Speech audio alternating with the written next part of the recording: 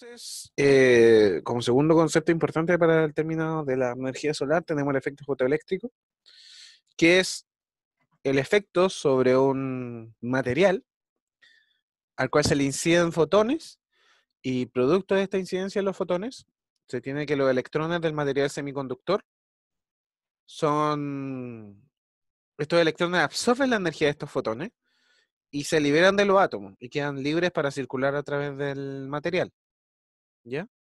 Y esto es lo que produce la electricidad, ¿sí? Aquí tenemos como la incidencia de los rayos, cómo los electrones saltan, y, o sea, salen de su átomo y ya quedan libres para circular. Y aquí con mayor radiación o con mayor longitud de onda, aquí podemos ver la longitud de onda. Para roja, o sea, para menor frecuencia, para una verde que tiene mayor frecuencia, que es la que genera que los electrones salten, y la azul, que es la más energética, o sea, mayor frecuencia, que hace que más electrones salten. Con respecto a las celdas o paneles, existen tres tipos de tecnología comúnmente hablando. Tenemos las celdas monocristalinas, policristalinas y de silicio amorfo, ya en tecnologías de silicio. También hay que tener en consideración que estos son paneles fotovoltaicos, panel solar fotovoltaico, y la célula es como la unidad que lo conforma, la célula o la celda fotovoltaica, ¿sí? Para cuando uno habla de celda, cuando habla de panel. Entonces, las ventajas o desventajas que se tienen de la energía solar son como ventajas que la alta confiabilidad, o sea, siempre hay sol, ¿sí? O sea, todo el mundo necesita sol, así que siempre lo tiene ahí. Gran durabilidad de los proyectos, que son aproximadamente 25 años. Baja la emisión de gases de efecto invernadero, que en la producción de la energía no generan emisiones. También se tiene que el energético primario es gratuito, o sea, el sol es gratis, la radiación solar es gratuita, entonces llega libremente y uno solamente la capta. Y necesitan poca mantención, ¿ok?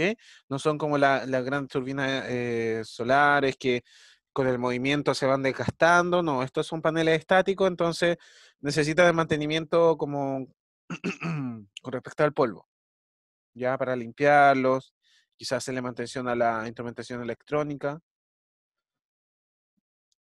Y bueno, ahí con respecto a conex- eh, con la instrumentación electrónica que poseen estos paneles, se tiene su desventaja, ya que no puedo tener un panel y llegar y conectarlo a la red, porque el panel genera en corriente continua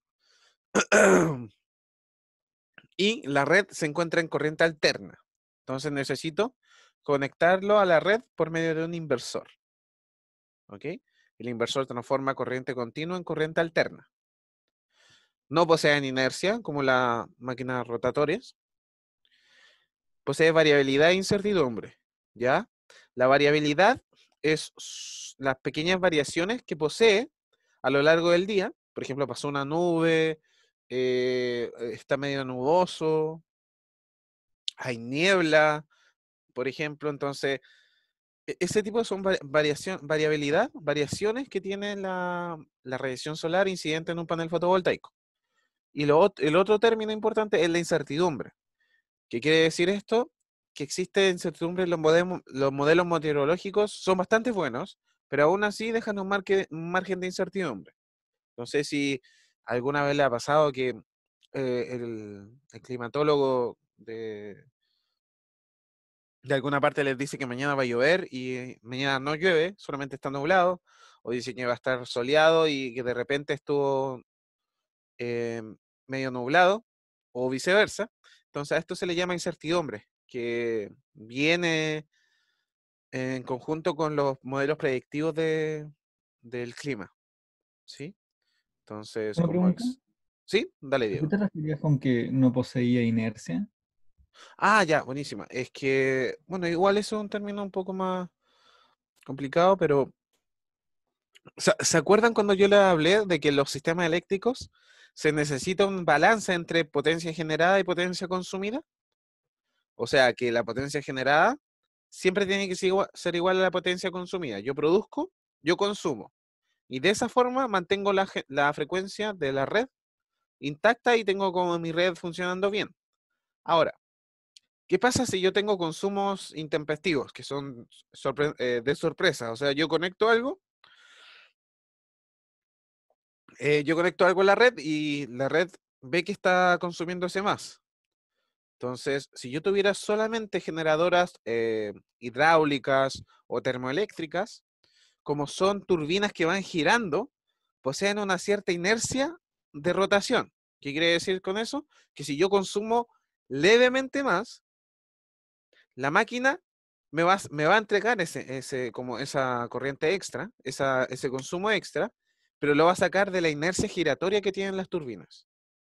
¿Ya? Entonces, la inercia que tienen naturalmente las turbinas van a entregar ese extra. Y a eso se le llama inercia, que ayuda al control de la frecuencia. Pero los paneles no poseen esa inercia, ya que producen constantemente al máximo. Después vamos a ver cómo producen al máximo. Eso se refiere con inercia, ¿ya? Es un tema un poco más avanzado, pero la idea es que como concepto, como resumen de esto, sepan que la desventaja es que no puede, que posee desventajas con respecto a una turbina, y esa desventaja se le llama que no posee inercia, que siempre está operando al máximo, entonces no puede producir un poco más porque ya está operando al máximo. Bueno, aquí tenemos un mapa del recurso solar, donde, como pueden ver, aquí está el desierto del Sahara, Sudáfrica, California, Chile y China, que son grandes centros de producción de energía solar, ¿ya? China sobre todo, que tienen parques solares gigantescos. Y Chile, que posee la mayor radiación del mundo en esta parte, en el desierto de Atacama. Así que esto es más ilustrativo para que sepan que existe recurso en Chile y que es muy conveniente producir en Chile, más que en cualquier otra parte. Ya, y tenemos el insumo. Esto es un insumo que yo les dejé para que puedan analizar. Se metan a esta página y en esta página van a poder ver cuánto, cuántos proyectos de energía solar existen por región y qué porcentaje con respecto a la generación de energía en la región se está produciendo de energía solar. ¿Ya? Y esto va siendo actualizado por la Comisión Nacional de Energía. Es súper buena esta herramienta para que jueguen un poco. Con respecto a los proyectos fotovoltaicos, tenemos que están los paneles, la línea de los paneles que se conectan a un inversor, que es el que transforma la energía continua, la corriente continua en corriente alterna, que llega a los transformadores para que suba la tensión alterna, para que se puedan conectar a una línea de alta tensión y puedan suministrar a otras partes. ¿Sí? Este es bien ilustrativo. Yo no sé de dónde lo sacó el profe, pero de verdad es súper bueno. Resume todo lo que es una central fotovoltaica muy bien. Y también lo bueno de esta infografía es que posee lo que es una planta fotovoltaica, pero también tiene una explicación de lo que es una celda fotovoltaica o célula fotovoltaica. Ya. Con respecto a los módulos solares, esto ya es más para sus proyectos, tienen que tomar en cuenta los siguientes aspectos. Ya la tecnología, si es que son paneles de silicio u otro material, si son extra delgados o no, ya, para que sean extra livianos. El tamaño del módulo, ya, para la mejor disposición en el parque fotovoltaico. El requerimiento de fuerzas de módulos en nieve y viento, por ejemplo, o sea, nieve igual es poco probable acá, pero si estoy en una parte que nieva y necesito paneles fotovoltaicos, necesito un panel que resista que le caiga nieve encima, ¿ya?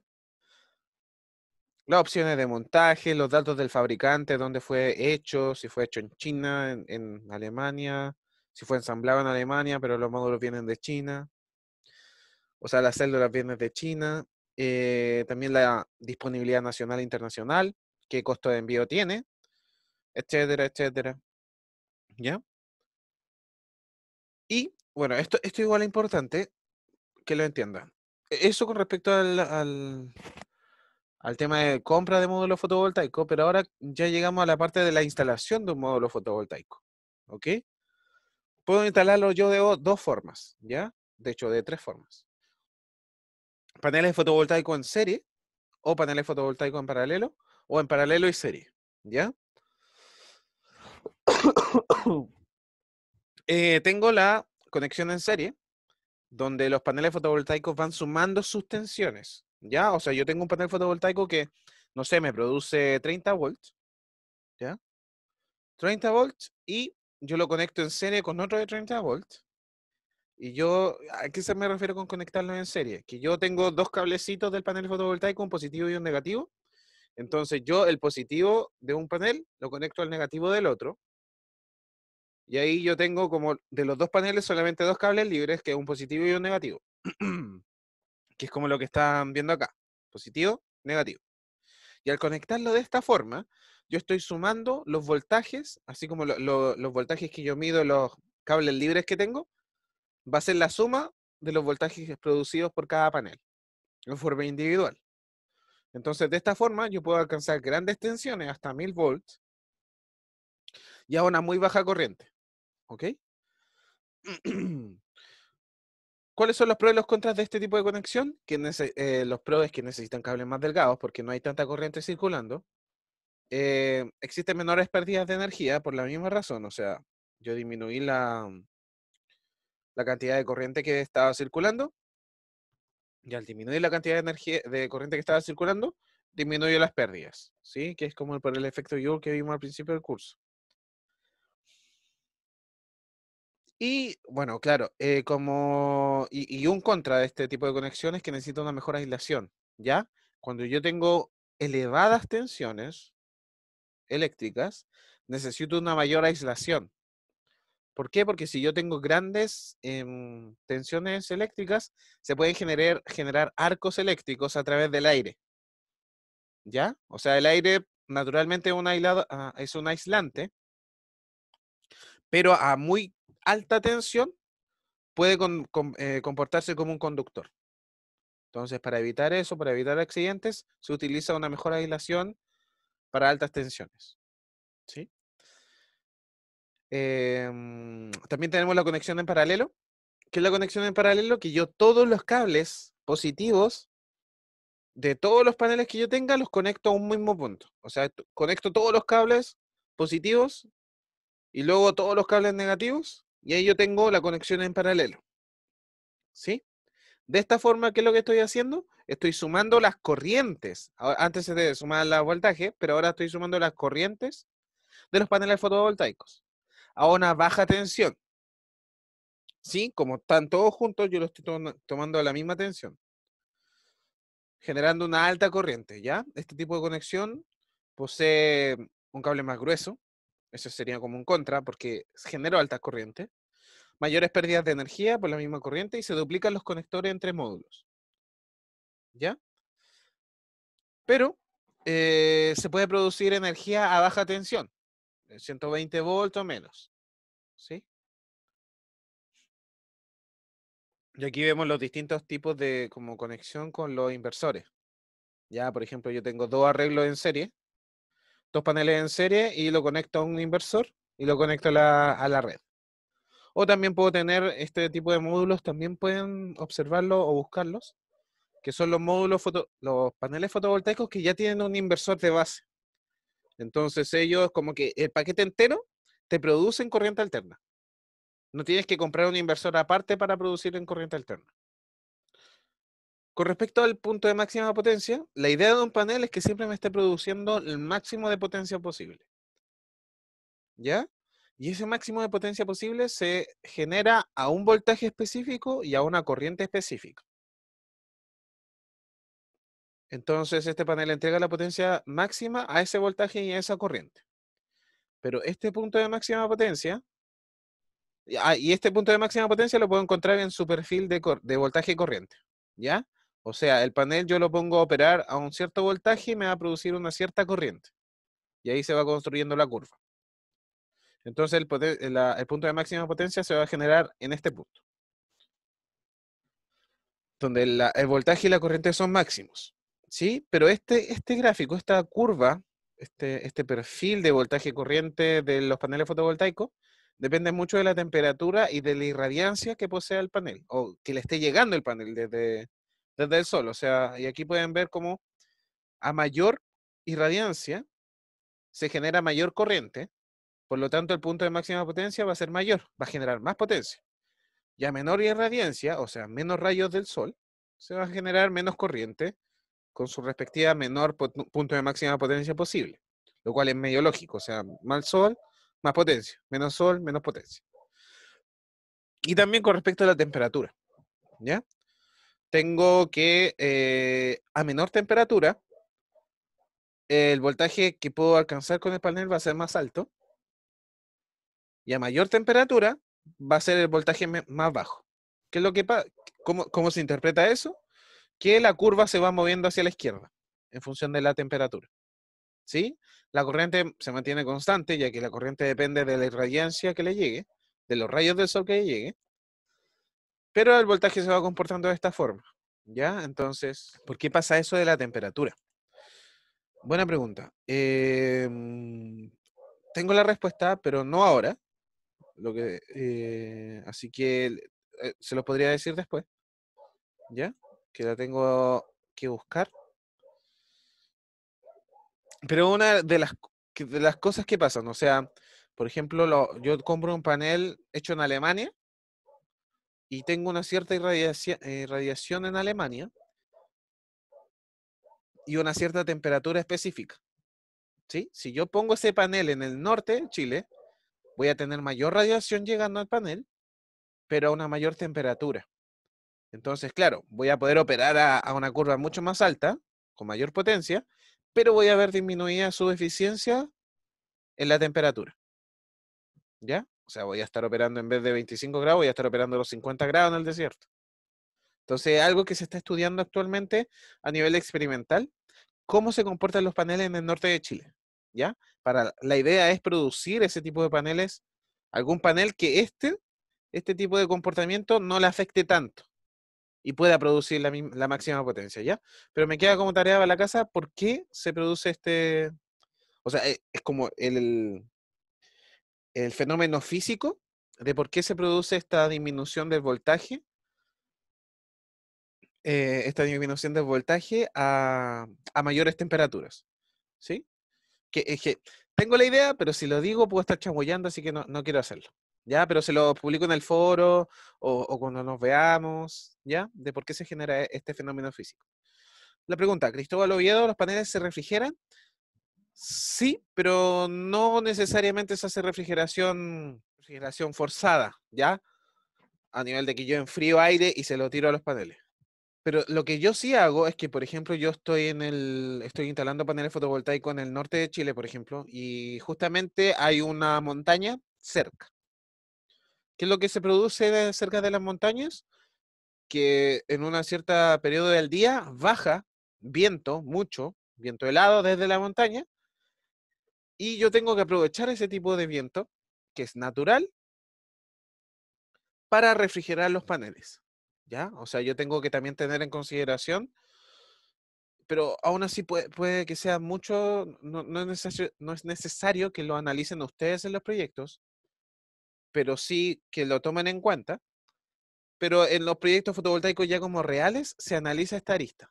Ya, ok, yo trato de buscar o posicionar los paneles de tal forma que ese aire que baja por la montaña o el viento que corre en mi parque fotovoltaico pueda enfriar lo máximo posible los paneles, ¿ya? Para evitar este tipo de comportamiento. Tenemos la inclinación de los paneles solares, ¿ya? Esto se hace para evitar el efecto sombra, ¿sí? Y para maximizar la irradiancia que le llega al panel por parte del sol. Entonces tengo la altura solar, que es un ángulo solar. ¿Cuánto ha subido el sol desde el horizonte? Este se mide desde el plano horizontal hasta yo donde alcanza el sol. Ese va a ser un ángulo entre 0 y 90 grados. Tengo el azimut, que es el desplazamiento a la izquierda o derecha que tiene el sol respecto a su posición del mediodía. ¿Ya? Entonces yo miro como... Este está medido este dibujo está hecho desde el hemisferio norte, ¿ya? En el hemisferio sur es al revés. ¿Sí? O sea, yo voy a tener el sol hacia el norte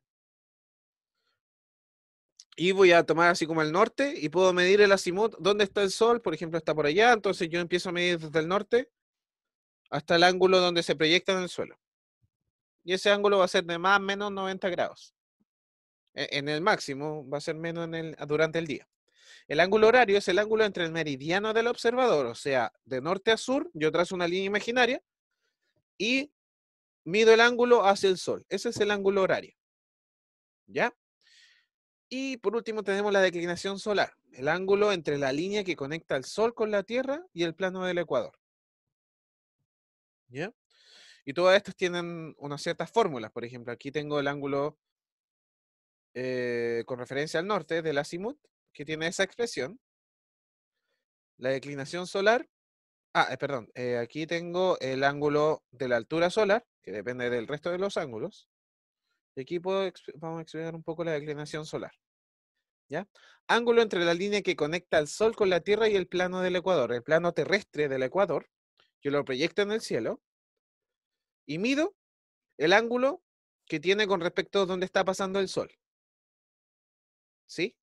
Este ángulo va a ser máximo cuando el Sol como que alcance su paso por el cielo mucho más alto, mucho más cerca de mi vertical, y cuando esté mucho más bajo va a ser su ángulo en negativo. ¿Ya? ¿Qué es lo que dije acá? Varía entre menos 23 grados, punto 5, menos 23,5 en el solsticio de verano y 23,5 en el solsticio de invierno, ¿ya? Ahí después tengo una imagen, pero también lo importante es que yo tengo una fórmula para calcular el ángulo horario y la declinación solar. Y aquí está lo que yo les decía, en el solsticio de invierno, desde el hemisferio sur, yo tengo que el Sol alcanza como su altura solar más baja, ¿ok? Y este punto es importante porque es donde se produce la mayor sombra del año. Entonces, después vamos a ver que esto es importante porque si se produce la mayor sombra del año, ya el resto de los años, o sea, el resto de los días, eh, el resto de los días de todo el año, se va a generar menos sombras que este punto, que este día en particular, ¿sí?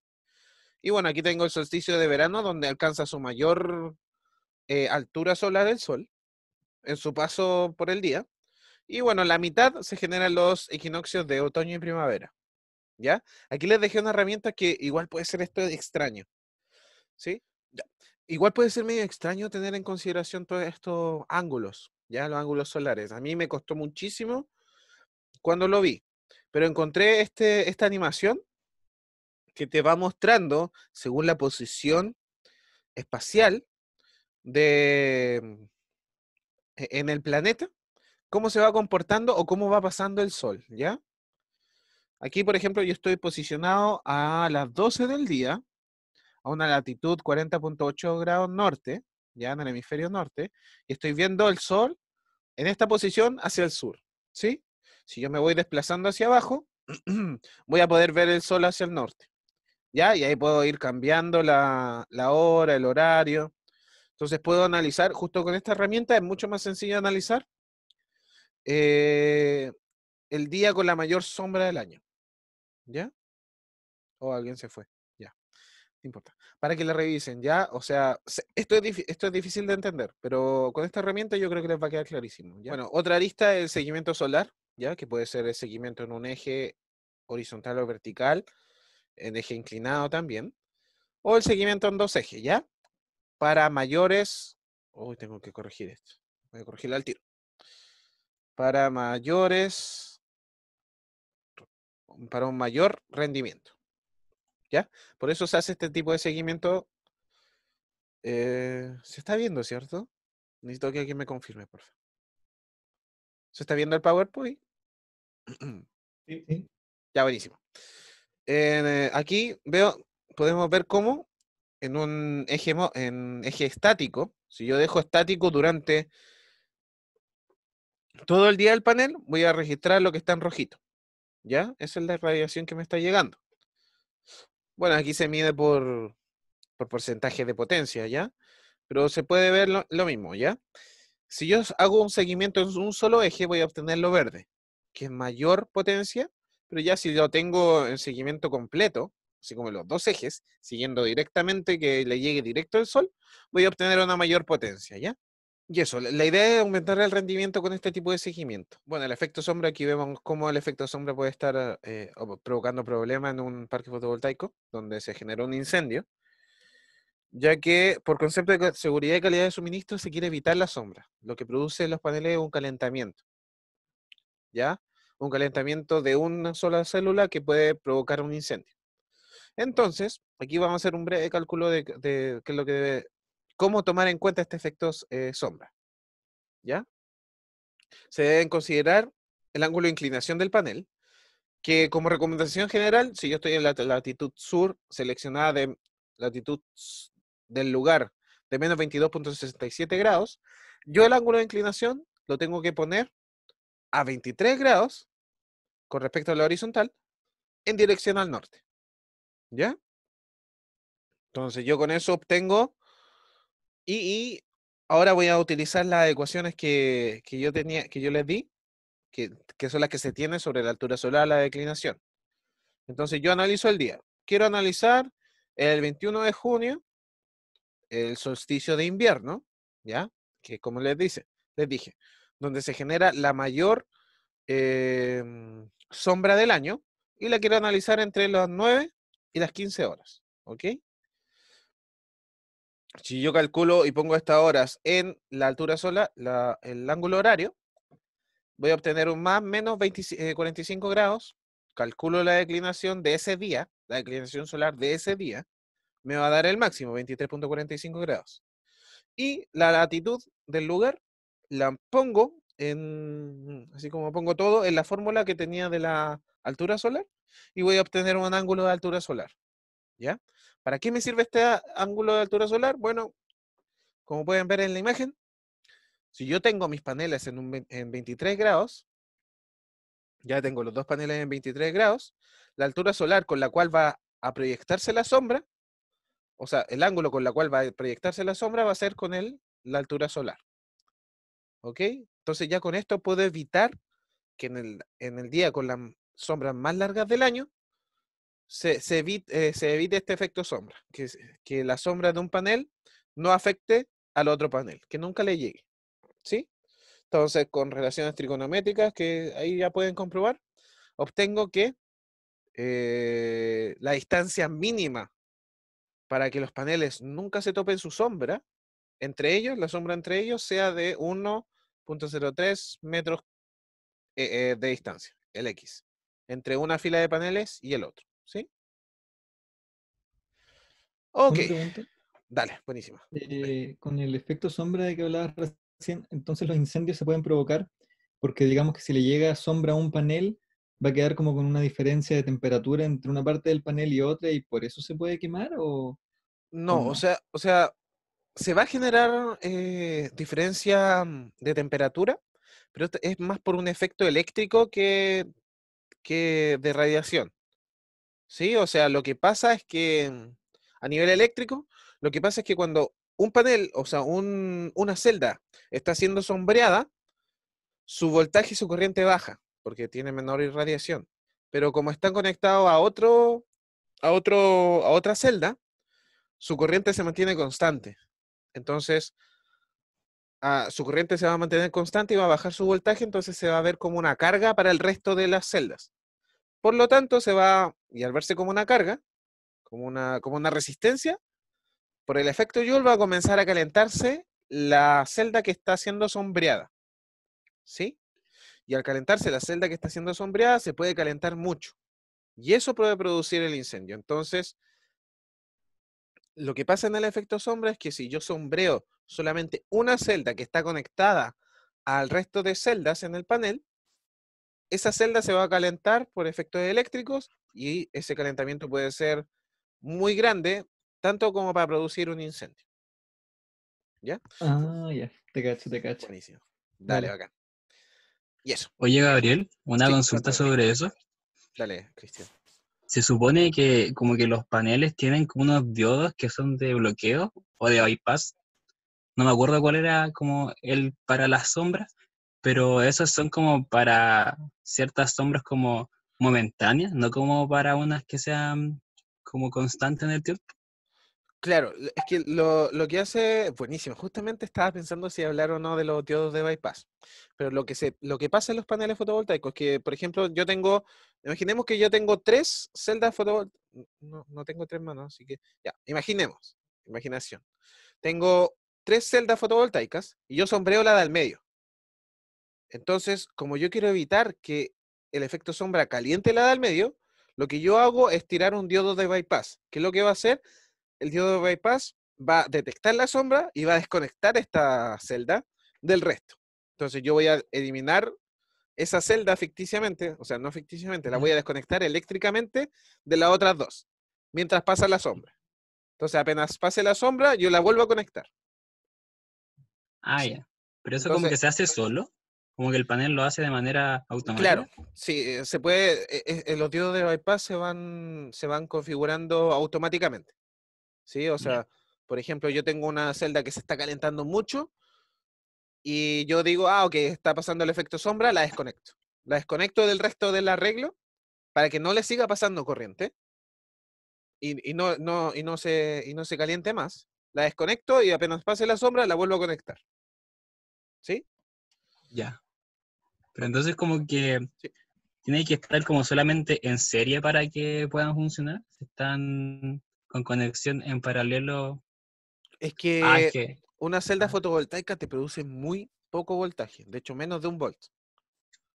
ay, Entonces, cuando sí. yo construyo los paneles fotovoltaicos, o el panel solar, yo voy poniendo muchas celdas fotovoltaicas en serie, ya para aumentar el voltaje que me pueda dar el panel. Un panel puede tener 30 volts y cada celda te produce 0,5 volts. Entonces yo necesito conectar las celdas en serie. Entonces todo panel fotovoltaico tiene celdas conectadas en serie. Por eso se analiza. Pero claro, en paralelo podría no producirse ese efecto, si es que no me equivoco. Pero sí. Pero el efecto de sombra se analiza para las configuraciones como en serie. ¿Ya? Eso. Ya terminaríamos con la introducción. No sé cuánto nos queda. Nos queda menos de 5 minutos. Así que si tienen dudas con respecto a lo anterior, es ahora o nunca, mientras yo abro el archivo. Bueno, aquí les dejo algunas preguntas de conceptos, ya para que traten de hacerlas, pensarlas, conversarlas. Entre ustedes, el mayor aprendizaje que van a lograr como en la vida va a ser conversando con sus compañeros, así que traten de hacerlo, traten de poner este tipo de preguntas, oye, alguien hizo esta parte, sabéis que no me sale tal parte, cosas así. ¿Ya? Bueno, vamos a alcanzar a ver como un problemita. Aquí también van a encontrar las preguntas teóricas para lo que más les guste. Y tenemos la pregunta número 1.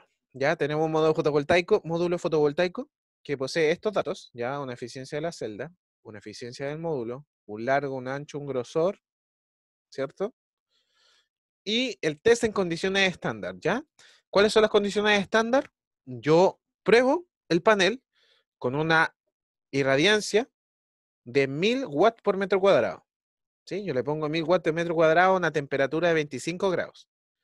Y en esas condiciones yo voy a tener este perfil de comportamiento del panel. ¿Ya? Entonces, la primera pregunta es calcule la potencia máxima nominal del módulo fotovoltaico. Aquí ya pregunto a algún voluntaria, que se le ocurra cómo empezar o cómo calcular la potencia máxima nominal. A ver, Gabriel Cubillos, si es que nos puede ayudar con esto. O por último, cualquier cosa nos sirve. ¿Cómo se te ocurre empezar a calcular la potencia máxima nominal del panel? Ya, buenísima. Gabriel Cubillos nos dice utilizando la fórmula. Ya, Dana, ¿nos puedes decir qué fórmula utiliza? También pueden hablar por el chat. No es necesario que abran el micrófono, pero sí necesito una interacción mínima, por favor. ¿Dana? ¿No? Ok. Em, Oye, tengo muchos Cristóbal. Cristóbal Muñoz. Ah, bueno, Dana, la de la potencia. Ya, bacán. ¿Y Cristóbal? ¿Qué fórmula de potencia? ¿Cuál es la fórmula? Si es que por último me pueden decir.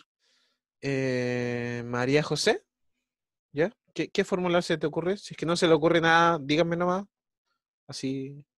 La idea es avanzar y poder generar un poco ¿Para, de para qué interacción. Cristóbal decía ahí? A Cristóbal Muñoz, sorry. Ah, ya. Hola, sí estoy. Buena, dale. Entonces, que ahí Gabriel nos apoyó con que hay que usar una fórmula. Dana nos resolvió la duda de qué fórmula, la de potencia. Pero ¿cuál es esa fórmula de potencia? Si es que nos podéis describir o...